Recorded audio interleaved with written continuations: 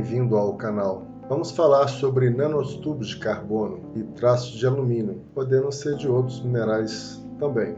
É de bom alvitre esclarecer que os efeitos desses nanotubos de carbono com traços de alumínio, eles têm efeitos semelhantes ao caso aos vírus tipo corona, que causa a inflamação denominada COVID. Os traços de alumínio no sangue, atomicamente, ou diria, em tese, na forma quântica, em relação aos íons positivo e negativo, o alumínio tem um potencial muito maior do que o ferro. Com isso, atraem os íons, os elétrons que estão no ferro do glóbulo vermelho.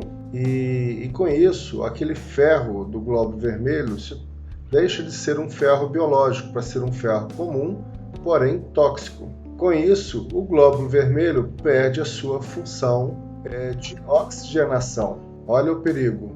Até parece teoria de conspiração, mas tecnicamente não é. Imagina a quantidade de nanotubos de carbono com traço de alumínio de repente sendo lançado no ar, ou então em térmicas que possam atingir o mundo todo. Todos nós sabemos que as areias, os grãos de areias do Saara, nas térmicas, elas chegam na floresta amazônica e assim por diante. Então, esses nanotubos de carbono com traço de alumínio dentro de nosso organismo cria toda uma celeuma, um problema que pode até nos levar à morte por asfixia. A pessoa muitas das vezes tem os sintomas de uma COVID, por exemplo, coloca-se no seu estado mais grave ali o respirador, mas não adianta, pois o glóbulo vermelho perdeu a sua função. Se ficasse somente nisso, não que estaria bom, mas a questão é que vai além. Esse ferro que deixa de ser biológico, ele intoxica tanto o fígado quanto o rins, levando também como consequência a morte. Isso talvez soa a alguma coincidência. E ainda, imagina se for injetado no corpo das pessoas esses nanotubos. Quais poderiam também ser outras consequências desses nanotubos de carbono e traços de alumínio? É que, caso eles não comprometam a nossa oxigenação, a nossa respiração, eles vão para diversos lugares do nosso organismo e ali ficam presos, ao invés de serem jogados para fora pelo nosso rins. Isso permite com que o nosso organismo possa ser transformado num receptor de antena, e de forma que um celular pode sim saber se você está perto, um roteador, até mesmo uma televisão, nesta função. Vivemos hoje no plano da internet das coisas. O mobiliário de nossas casas serve para nos vigiar, bem como nos traz outras facilidades, mas a liberdade e a privacidade vai embora pelos nossos próprios mobiliários. Estão ali e servem como auxílio de vigilância. Para não parecer teoria da conspiração, no próprio Google, no segmento de artigos científicos, você poderá encontrar diversos materiais sobre as questões dos nanotubos, além de sua relação com causa e efeito, etc., bem como a relação no caso de algum mineral, a exemplo do que foi dado de traços de alumínio. Em nanotubos também pode ser colocado cepas de vírus e assim por diante. Alguém pode dizer, às vezes na esfera da teoria, da conspiração, que os nanotubos podem ser usados como armas. Sim, pode, bem como em medicamentos, até mesmo em vacinas. Os nanotubos podem ser usados como arte da guerra, dentro da paciência, ou seja, dificilmente teremos alguma guerra a nível atômico. Dificilmente. Principalmente nos dias de hoje. Quem vai querer detonar com o Brasil, com o tanto de material que existe, de minerais que existe, tantas riquezas, se pode, por exemplo, detonar com o país e tirar proveito dele? Se olharmos as profecias, veremos que a Terceira Guerra Mundial ela ocorrerá. Ela ocorrerá, na verdade, em Israel. Isso envolve a questão do terceiro templo, quando o anticristo sentar no trono e se declarar Deus da humanidade. Será um grande problema quando ocorrerá, sim, a Terceira Guerra Mundial, com o uso de bombas atômicas. O Brasil é um país riquíssimo, considerado um país de terras raras. Logo, os olhos estão todos voltados para o Brasil.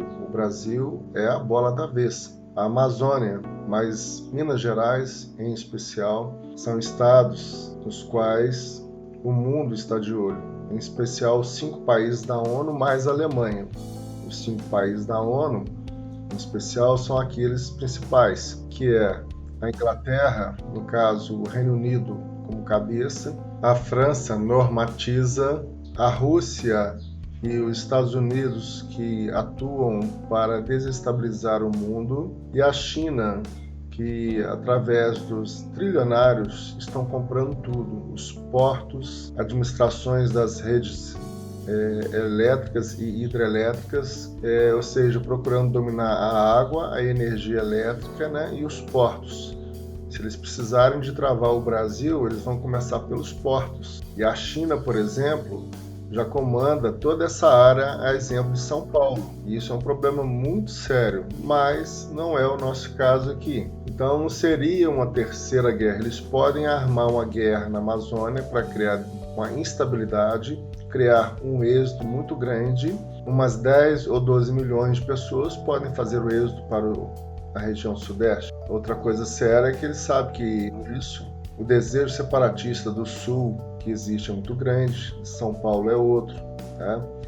De Minas Gerais da mesma forma e dos estados do Nordeste da mesma forma. Então, esses países que eu citei o nome, incluindo também a Alemanha por fora, eles têm muito interesse na Amazônia, onde eles têm muitas ONGs, e de lá retiram diamante, em especial o Reino Unido. É muito diamante que sai da região amazônica, além de outros metais raros da parte fármaco, né? A riqueza de farmácia que existe, né, na parte da química, do que a Amazônia tem para oferecer. O ouro de Minas Gerais, além de grafeno, ou seja, grafite, né? Porque nanotubos de carbono depende de grafeno, de grafite. E o grafeno é a ordem da vez para montar chips e etc, etc, etc. Poderiam estar vivendo já uma terceira guerra mundial? Em tese, sim, no âmbito biológico, através de armas biológicas, como agora, por exemplo, no uso da ferramenta nanotubo de carbono. Não necessariamente que isso esteja ocorrendo. São observações feitas, mas é muito mais fácil uma terceira guerra mundial no âmbito biológico do que usar bombas caríssimas e outras consequências nefastas, negativas, sabendo que você pode detonar com toda uma sociedade sem que você possa ser acusado de algo ou não.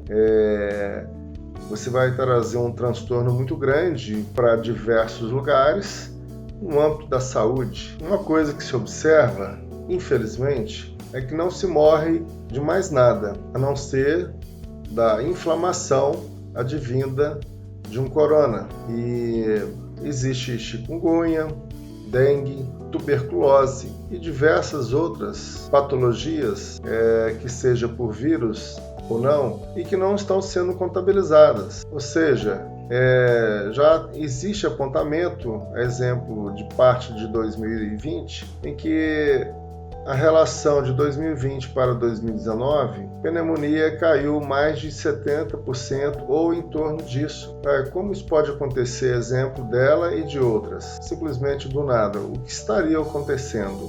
O governo federal, se é bom ou se é ruim, não é o caso. O vídeo não tem conotação política entre bom, ruim, mas percebe que o governo federal está em situações difíceis para atuar contra o que, em tese, pode ser consequências de uma guerra biológica, o que pode ser fraude, e se é fraude, por que órgãos diversos, a exemplo de Polícia Federal, a própria Procuradoria Geral, não se posicionaram, e o próprio governo federal junto ao Congresso, para que possamos ter leis que obriguem os médicos a fazer os exames para que seja conferido realmente do que a pessoa morreu. Por que a necessidade de uma investigação ou legislação para inibir corrupção? Vou citar pelo menos 2 exemplos práticos, sem citar nomes, cidades.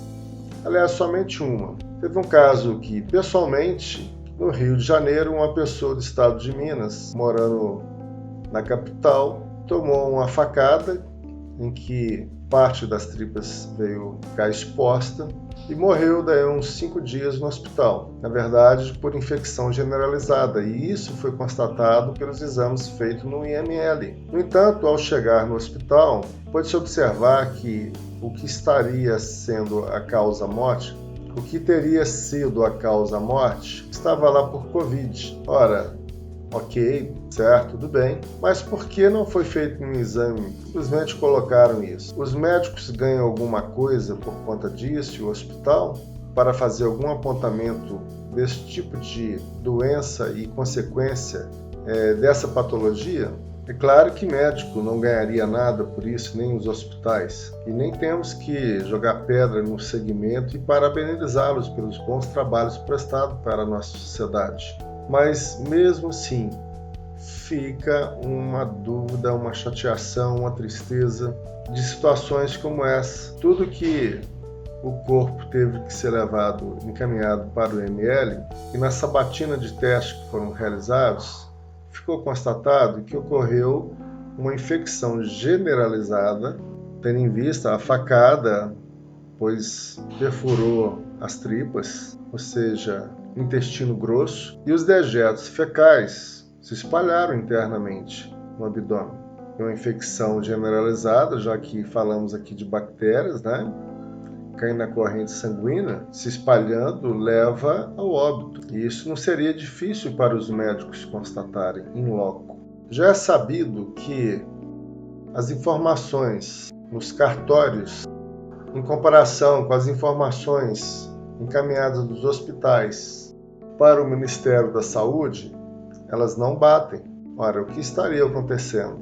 O correto é que, exemplo de dengue, chikungunya e outros, os municípios deveriam, a partir dos hospitais, encaminhar coleta de material, a exemplo de sangue, para exames, para que, diante de um laboratório, no momento oportuno, fosse apontado o motivo real da causa-morte. Isso é que seria interessante, para não criar celeumas, confusões, informações inverídicas e que confundisse a mente do povo. Mais uma vez, é de bom alvitre esclarecer que o vídeo não tem nenhuma conotação com política e nenhum político, mas ele traz um viés técnico e esclarecedor, bem como ele traz um viés para a reflexão da situação e circunstâncias do que estamos passando, sabendo que as discordâncias são importantes, pois a riqueza está nas diferenças e não nos iguais. Os iguais são como robôs, mas os diferentes, desde que haja o devido respeito, isso nos leva ao crescimento e ao engrandecimento como pessoas. E o interessante aqui é que isso ocorre não é somente no Brasil. Numa das autópsias feitas lá na Itália, ficou constatada uma dinâmica diferenciada, da qual se chegou à conclusão de alguns porquês dos respiradores não fazendo efeitos. E parando para observar, dá a impressão que a causa e efeito pode, em tese, vir a ser de nanotubos de carbono com traço de alumínio. Como dito, o vídeo é voltado para uma reflexão, sem viés político, sem ataque a ninguém e sem a intenção de diminuir. O meu nome é Cleverson Boim, pediria para deixar seu like, bem como coloque embaixo a cidade de onde você mora. Se você tem alguma observação a favor ou ao contrário, esteja à vontade, mas desde que seja respeitosa.